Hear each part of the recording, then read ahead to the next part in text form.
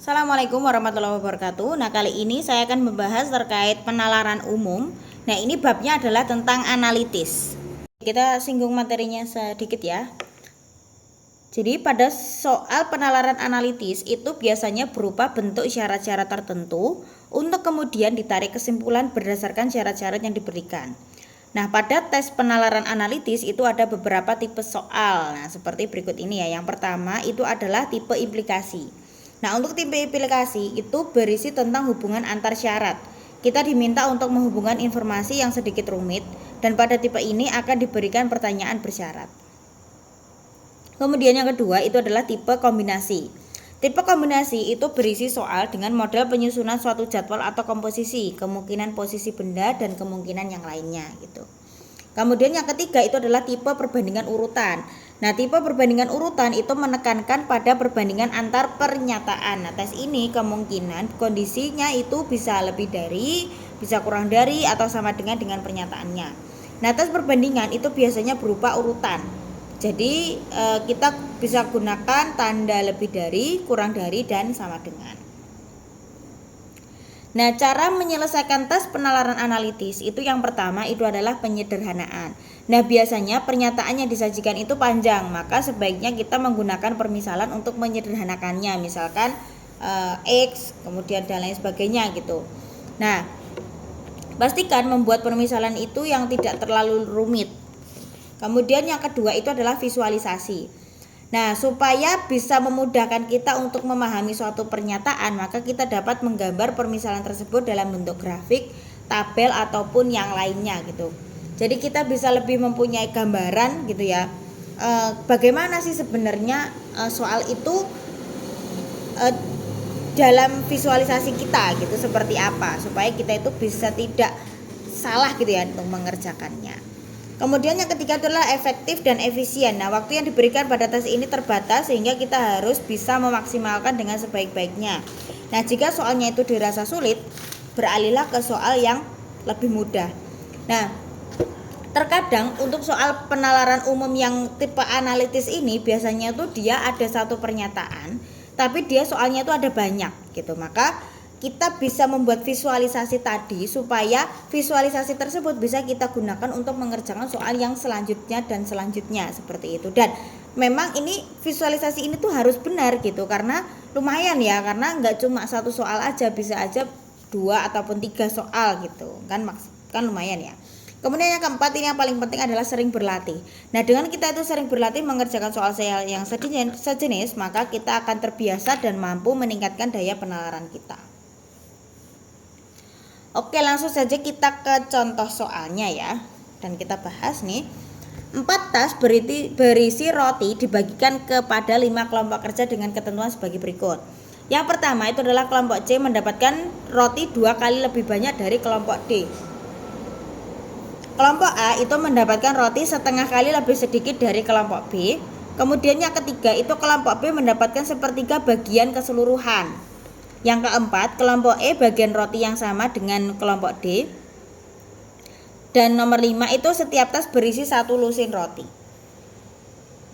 Nah, berdasarkan teks tersebut, informasi yang dapat digunakan untuk mengetahui jumlah roti yang diterima oleh kelompok A adalah yang mana gitu. Yang mana saja. Oke. Coba kita lihat ya, untuk sebenarnya itu berapa sih roti yang diterima oleh kelompok A gitu. Jadi si kelompok A ini mendapatkan roti setengah kali lebih sedikit daripada kelompok B. Jadi otomatis kita perlu yang informasi nomor 2 ya, karena ini benar-benar yang kelompok A gitu. Oke. Kemudian nomor 2 kita perlu nih. Oke, kalau nggak ini ya ini ya ini gitu. Kemudian kelompok A itu kan setengah kali lebih sedikit daripada kelompok B. Gitu kan. Nah, berarti kita perlu nih informasi terkait yang punyanya kelompok B gitu. Oh, kelompok B ini. Oke, berarti kita perlu yang nomor 3 kita perlu ya. Oke. Kemudian kelompok B itu kan sepertiga dari bagian keseluruhan. Nah, keseluruhan itu berarti kan semuanya kan. Nah, ini kita lihat informasi nomor 5. Setiap tas itu berisi 1 lusin roti. Nah, Berarti kita tahu nih jumlahnya keseluruhan itu berapa. Nah, coba kita kerjakan ini ya. Yang pertama ini, setiap tas itu berisi 1 lusin roti. Tasnya kan ada 4 nih, berarti 4 dikali 12 kan, 1 lusin itu berarti dia ada 48 untuk jumlah keseluruhannya. Nah, yang B itu punyanya B itu adalah sepertiganya dari keseluruhan, berarti 48 gitu kan. Nah, maka dia dapatnya adalah 16 roti untuk yang B. Nah, kelompok A itu setengah kali lebih sedikit, berarti yang A-nya itu setengahnya dari B. Maka yang A dapatnya adalah 8 roti gitu. Maka informasi yang kita perlukan adalah nomor 2, kemudian nomor 3 dan nomor 5. Jadi jawabannya adalah yang D. Nah, ini masih dengan pernyataan yang sama. Nah, kemudian yang ditanyakan adalah berdasarkan teks tersebut berapa banyak roti yang didapatkan oleh kelompok C. Oke, kelompok C itu kan dia 2 kali lebih banyak daripada yang kelompok D gitu kan. Berarti kelompok D-nya itu adalah setengahnya dari C gitu. Kemudian yang kelompok E itu bagiannya roti sama dengan kelompok D. Lah D itu kan setengah C, berarti ya karena dia sama maka dia juga setengahnya dari C. Nah, tadi kita sudah mengerjakan ya kalau yang jumlah seluruhnya tadi kan ada 48.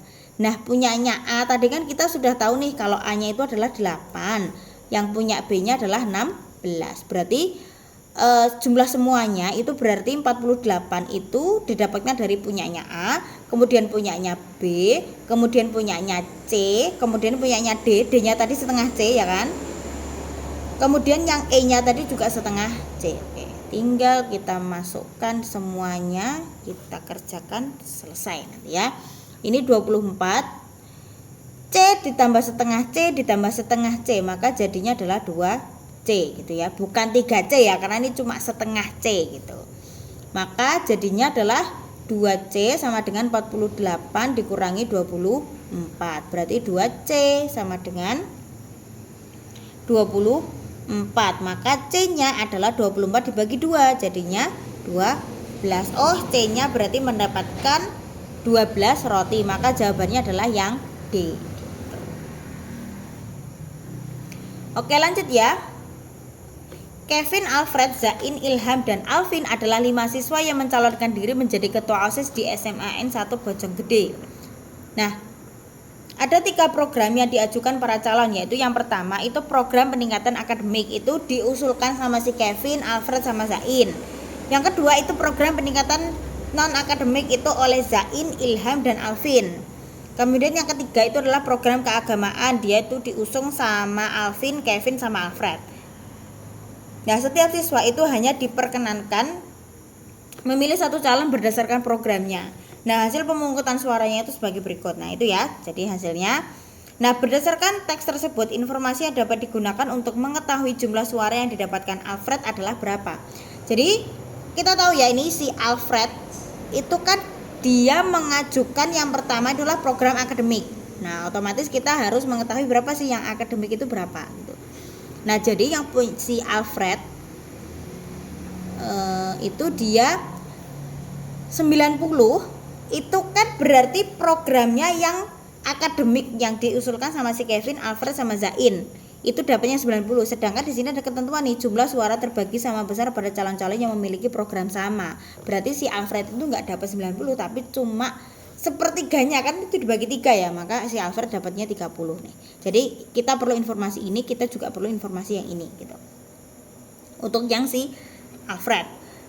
Kemudian ada lagi nggak si Alfred? Oh, ini nih, program keagamaan dia juga mengajukan. Oh, berarti kita juga perlu informasi tentang program keagamaan. Maka ini kan 45, tapi dia juga diajukan sama 3 calon. Jadi 45-nya ini dibagi 3, jadi 15. Maka si Alfred itu mendapatkan 45 suara gitu. Maka kita perlu informasi nomor 1, 3, dan 4. Maka jawabannya adalah yang D. Oke, lanjut ya. Berdasarkan teks tersebut, calon yang memperoleh suara terbanyak. Jadi kita tahu tadi ya, si Alfred tadi kan dapatnya 45 nih.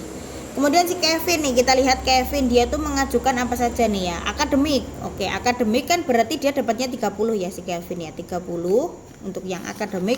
Sama dia tuh juga mengajukan program keagamaan. Berarti ditambah 15 ya, karena keagamaan 45 dibagi 3 jadi 15. Jadi dia dapat 45. Oh, sama nih sama si Alfred. Kita lihat yang si Zain. Zain itu dia programnya akademik. Akademik dia dapatnya 30 ya, Zain. Kemudian dia mengajukan apalagi nih, peningkatan non akademik, berarti dia dapatnya 120 dibagi 3, berarti dia dapatnya 40, maka 70. Oke. Kemudian si Ilham sekarang, Ilham itu dia mengajukan cuma ini doang ya, non akademik doang, berarti dia dapatnya 40. Kemudian si Alvin itu dia mengajukan program non akademik, oke, 40. Kemudian sama program keagamaan berarti dapatnya 15 ya, maka jadinya adalah 55. Oke, maka yang terbanyak itu adalah tetap si Zain ya, 70. Jawabannya adalah yang C. Masih dengan pernyataan yang sama, jika ketua terpilih mengangkat ketua seksi keagamaan dari calon yang memperoleh suara terbanyak yang mengajukan program keagamaan, maka sebaiknya yang dipilih ketua seksi keagamaan adalah siapa? Yang keagamaan tadi kan yang mengajukan si Alvin, Kevin sama Alfred. Nah, kita tahu ya kalau yang paling banyak di antara itu antara Kevin, Alvin 55 sama Alfred 45. Berarti kan yang paling banyak adalah si Alvin. Nah, maka yang bisa diangkat seksi keagamaan itu adalah si Alvin ya. Jadi jawabannya adalah yang E.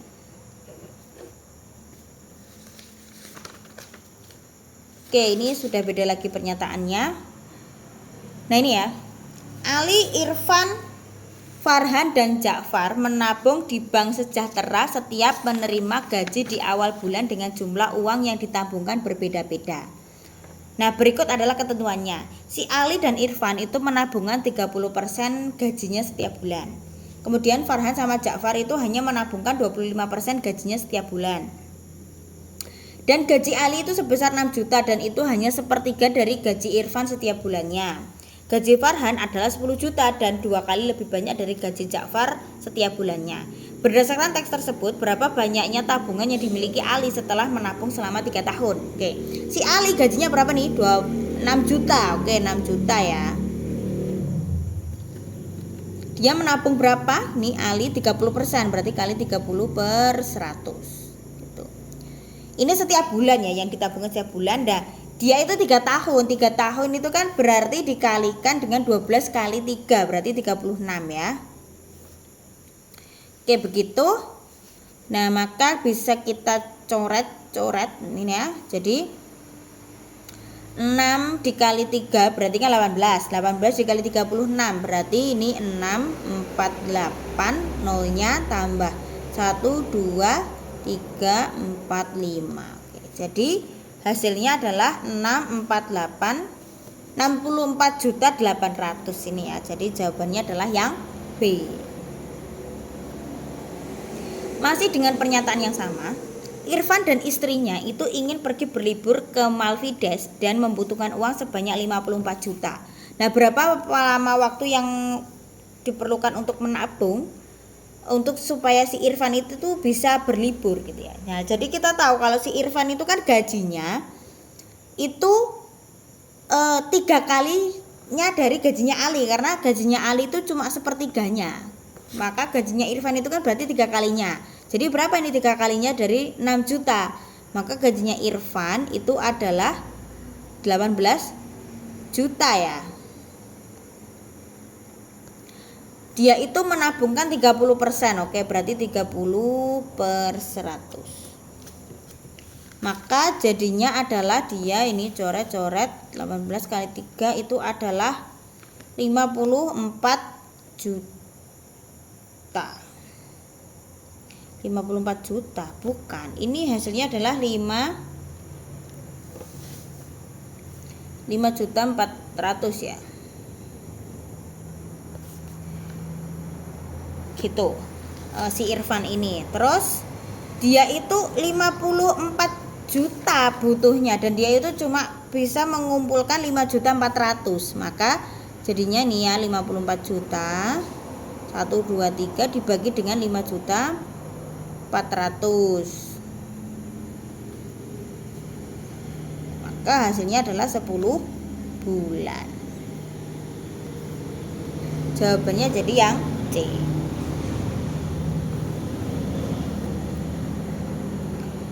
Oke, berapa selisih gaji yang diterima setiap bulannya antara Irfan sama Ja'far? Oke, Irfan itu kan gajinya tadi 18 juta ya. Si Ja'far itu berapa? Gaji Farhan itu 10 juta dan itu 2 kali dari gajinya Ja'far. Maka gajinya Ja'far itu adalah setengahnya dari gajinya Farhan. Gajinya Farhan 10 juta, maka setengahnya adalah 5 juta. Nah, jadi selisihnya berapa nih? 13 juta. Maka jawabannya adalah yang E. Oke, sekarang kita lihat nih ya. 3 toko buah baru saja buka di Kalimalang, sedang melakukan promo untuk buah-buahan tertentu pada bulan ini.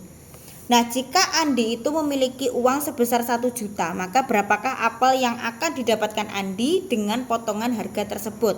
Nah, si apel ini kan dia harganya 50.000, dia potongan harganya adalah 10.000. Maka setelah mendapatkan potongan harga, dia itu kan jadi 40.000 nih. Nah, si Andi itu punya uang 1 juta. Nah, kalau sekilonya itu cuma 40.000, maka dia dapat berapa nih? Berarti 1 juta dibagi dengan 40.000 gitu kan. Nah, ini jadi 1 2 3 4, 1 2 3 4. Maka 100 dibagi 4 adalah 25. Jadi apel yang akan didapatkan si Andi dengan potongan harga tersebut adalah 25 kilo. Jadi jawabannya adalah yang D. Nah, lagi dengan pernyataan yang sama, itu manakah buah yang memberikan persentase potongan paling besar dari harga buahnya?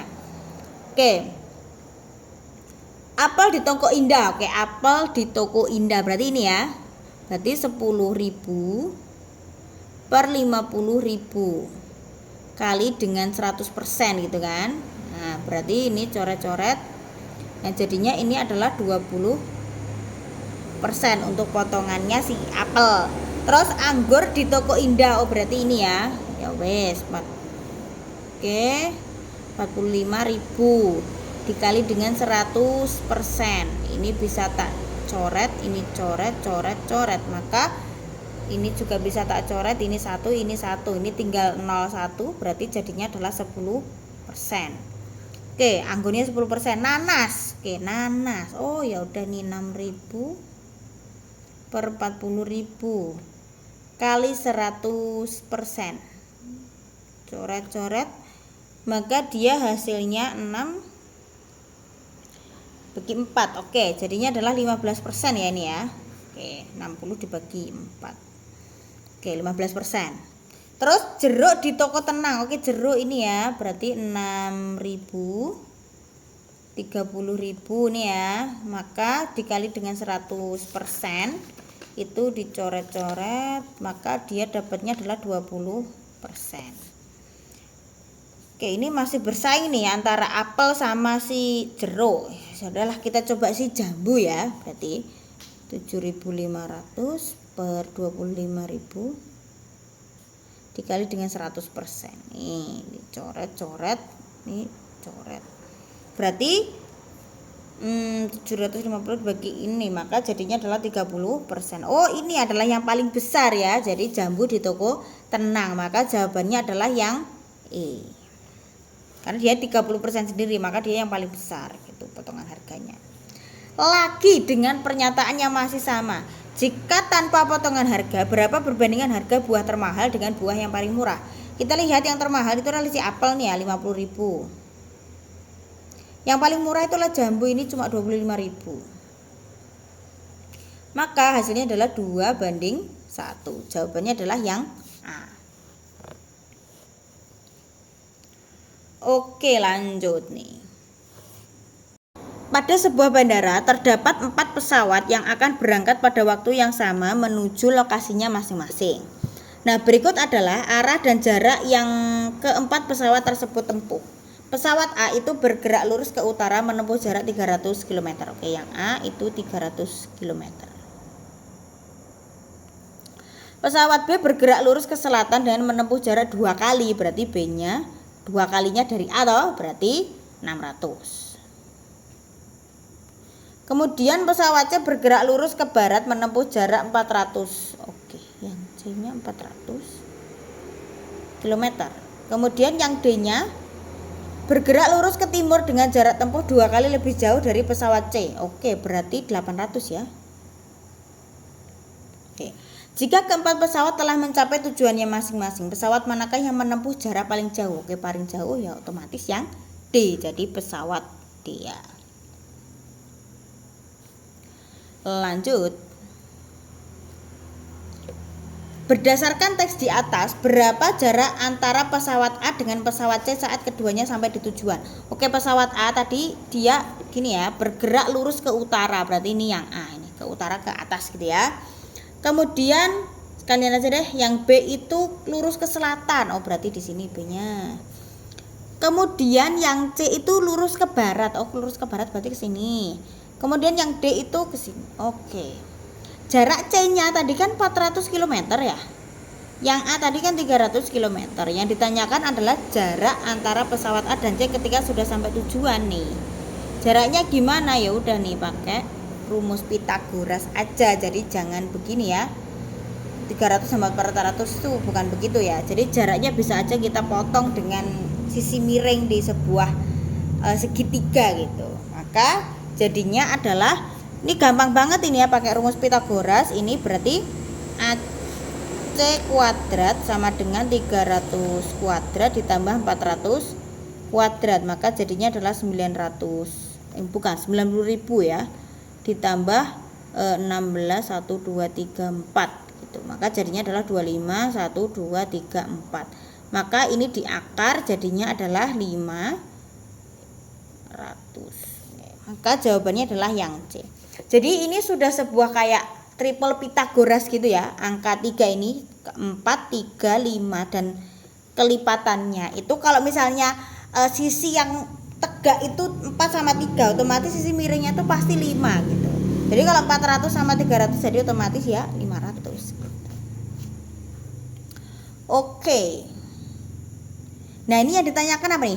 Berdasarkan teks di atas, berapa jarak antara pesawat B dan D saat keduanya telah mencapai ke tujuan? Oke, ini ya, tadi pesawat D itu kan 2 kali lebih banyak daripada pesawat C. Pesawat C-nya itu kan 400 ya, berarti yang di sini 800. Kemudian yang D tadi, yang B tadi itu adalah 2 kalinya A kan, berarti dia 600. Nah, yang ditanyakan tadi jarak antara pesawat B dan D ya, sama nih begini. Nah, jadi kita pakai rumus Pythagoras lagi. Jadi jarak antara B ke D kuadrat itu adalah 800 kuadrat ditambah 600 kuadrat. Nah, jadinya adalah 64, 1, 2, 3, 4 ditambah 36, 1, 2, 3, 4. Maka jadinya adalah 1, 2, 3, 4 gitu di akar. Maka jadinya adalah 1, 2, 3, 4, 5, 6 gitu ya. Maka jadinya 1000 ya. Jawabannya adalah yang E. Kenapa kok seperti itu? Karena gini ya, tadi lagi-lagi adalah triple Pythagoras. Nah, jadi kalau misalnya ada angka 8, 6 itu pasti sisi miringnya adalah 10 dan kelipatannya. Kalau di sini adalah 800, 600 pasti 1000 gitu. Nah, tadi tak gambar sekalian ya tadi ya. Oke, berdasarkan teks di atas manakah pernyataannya tidak tepat? Oke. Jarak antara pesawat A dan pesawat B adalah 900. A sama B. Ini kan 300 ke 600. Berarti 300 tambah 600 900. Benar ya? Yang ditanyakan adalah yang tidak tepat. Jarak antara pesawat C dengan D sejauh 1000. C sama D ya ini ya. 400 tambah 800 itu kan harusnya 1200, bukan cuma 1000 ya. Jadi ini salah, maka jawabannya adalah yang B. Oke. Lanjut ya, ini si Pak Ical itu memiliki uang sebanyak 520 yang nantinya akan dibagikan kepada keempat anaknya dengan nominal yang berbeda-beda. Si Vina, Vini, Funi, Fani. Ketentuannya pembagiannya adalah sebagai berikut. Si Funi itu mendapatkan uang sebanyak 1/3 daripada uangnya Fani. Oke. Funi cuma 1/3-nya dari Fani. Berarti Fani otomatis kan lebih banyak nih ya daripada Funi. Oke, Funi tak taruh di bawah sini. Vini mendapatkan uang tidak lebih banyak daripada Vina, tetapi lebih banyak daripada Funi. Oke, berarti tidak lebih banyak daripada Vina. Berarti Vina ini adalah Vini. Nah, ini Funu. Nah, begitu ya berarti ya ketentuannya. Jadi urutan dari yang terendah hingga yang tertinggi itu berarti dari Funi, kemudian Vini, Vina sama Fani. Funi, Vini, Vina sama Fani. Oke, berarti jawabannya adalah yang C.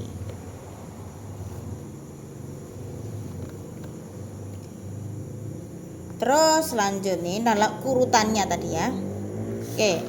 Kemudian tadi berapa selisih uang yang didapat antara anak pertama dengan anak ketiga? Oke.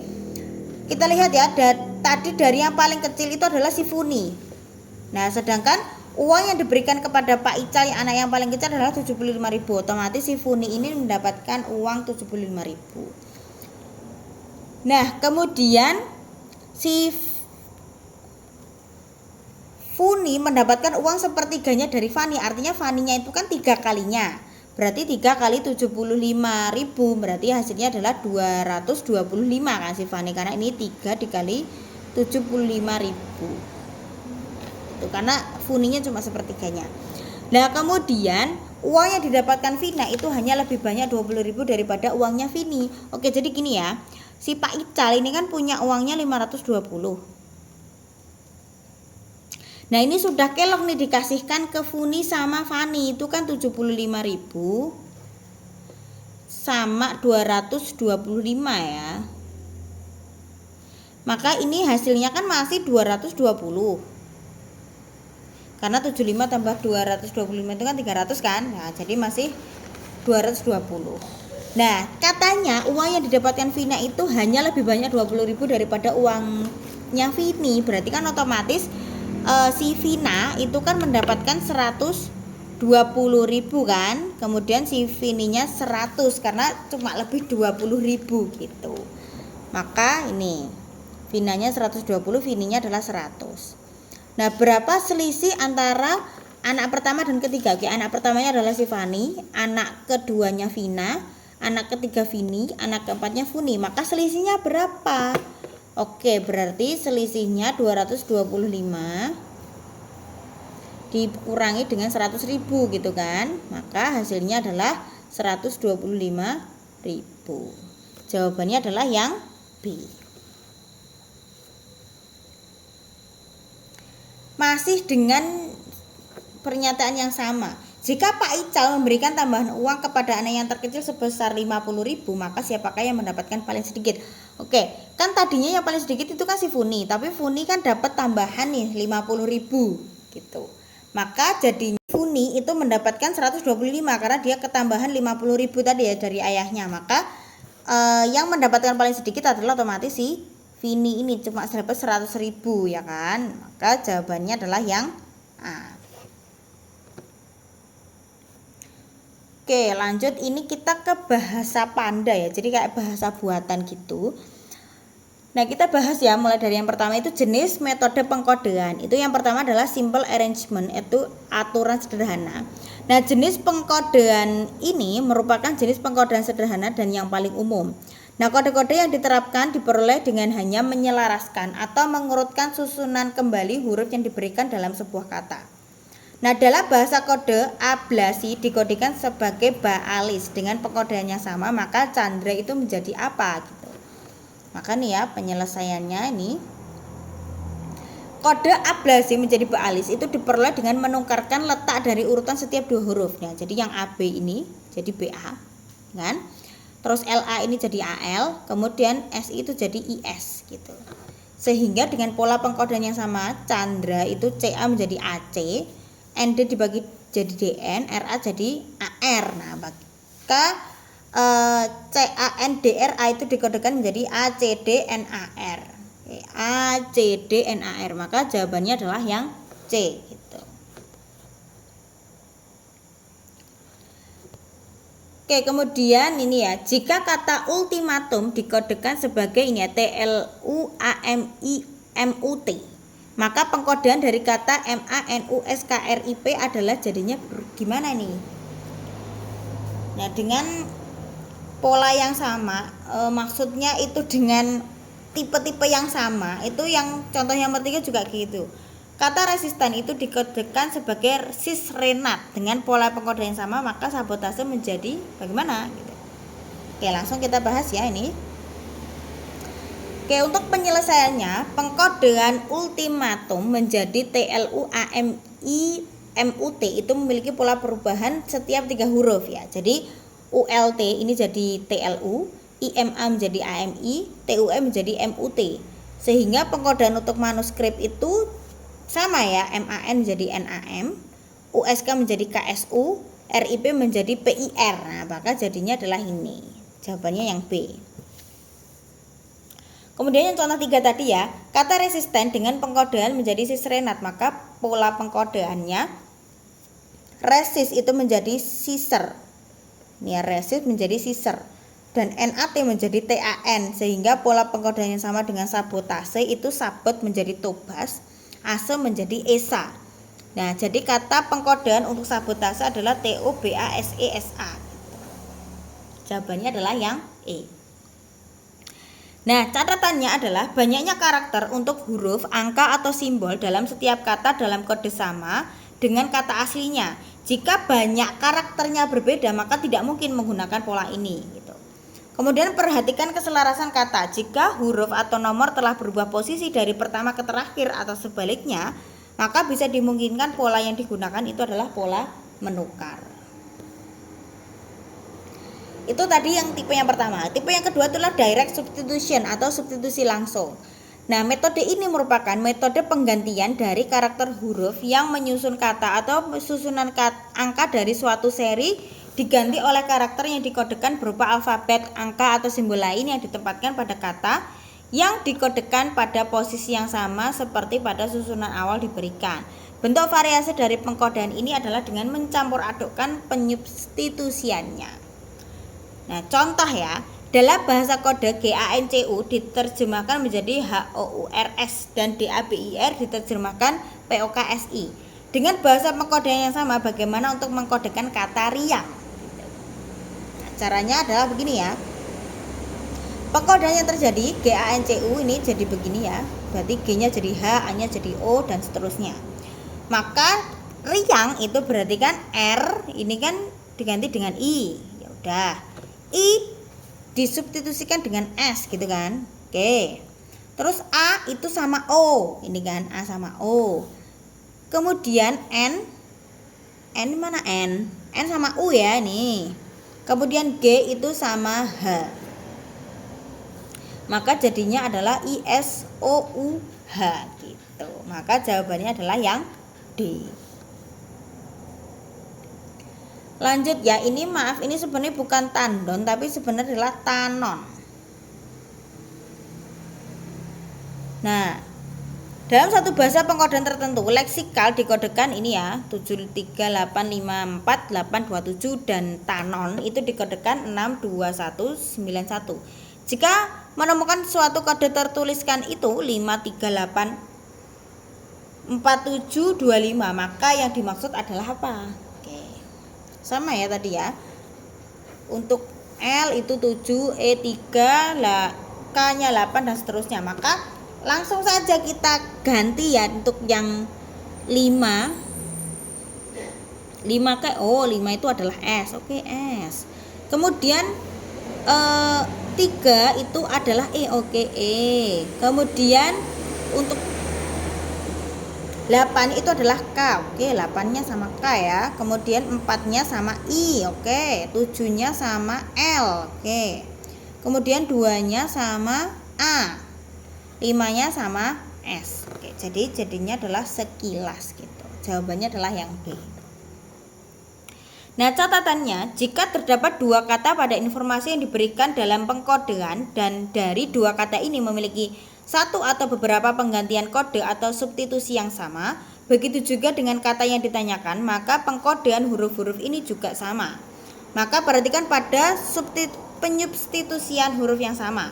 Nah, hal itu dapat mempermudah untuk menentukan jenis pengkodeannya termasuk dalam model substitusi langsung atau tidak gitu. Oke, yang selanjutnya itu adalah pattern substitution atau substitusi pola. Metode pengkodean ini menggunakan seri urutan alfabet kata tertentu yang dikodekan dengan huruf-huruf lain sesuai dengan urutan alfabet dengan pola tertentu. Contoh ya, dalam bahasa kode triangle dikodekan sebagai ini. Nah, bagaimana robusta itu dikodekan?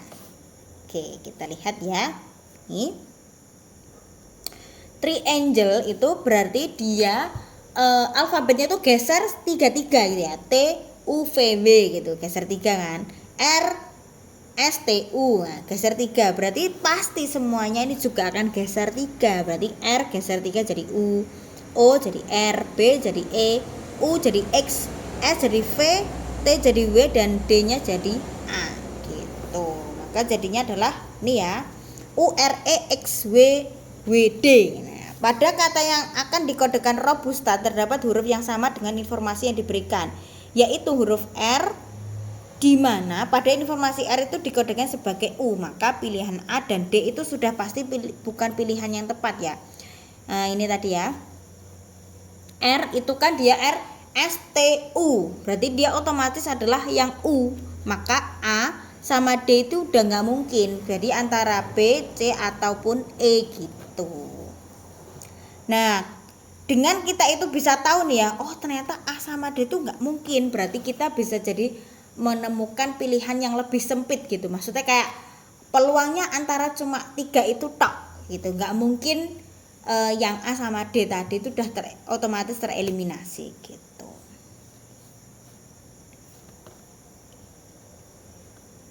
Kemudian contoh nomor 2 ini ya. Pada suatu tempat menerapkan pengkodean untuk menjaga keamanan informasi. Nah, kata ambiguitas itu dikodekan ini. Maka ketika menemukan kata RHOLUDJDP itu maksudnya adalah apa? Penyelesaiannya ini ya.